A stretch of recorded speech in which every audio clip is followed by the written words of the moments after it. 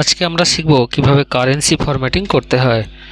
Currency formatting অর্থাৎ বিভিন্ন সংখ্যার আগে যদি আরএস সিম্বল বা ডলার সিম্বল বা ইউরো সিম্বল দিতে হয়, সেটি আমরা এক্সেলে কিভাবে করব।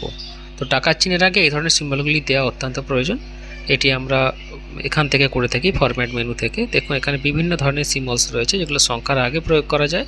তো টাকার ক্ষেত্রে আমরা আরএস বসাবো in case of India, but for the other country it may be different. অন্য দেশগুলির ক্ষেত্রে আলাদা হয়ে থাকে। তো আমরা ইন্ডিয়ার ক্ষেত্রে আইএনআর বসিয়ে দেবো বা রুপির সিম্বল বসাবো। তো আমরা এখানে বসিয়ে দিয়েছি এবং পাশে এটা সংখ্যা টাইপ করে নেওয়ার পর করা যায়, অথবা ফাঁকা কলামের উপর এটা আমরা প্রিভিয়াসলি অ্যাপ্লাই করে দিতে পারি। পরবর্তীকালে যখন সেখানে আমরা কোনো সংখ্যা বসাবো, প্রিফিক্স হিসেবে আরএস সিম্বলটি অটোমেটিক্যালি আসতে থাকবে। এটাকে আমরা বলে থাকি প্রিফিক্স ফরম্যাটিং, অর্থাৎ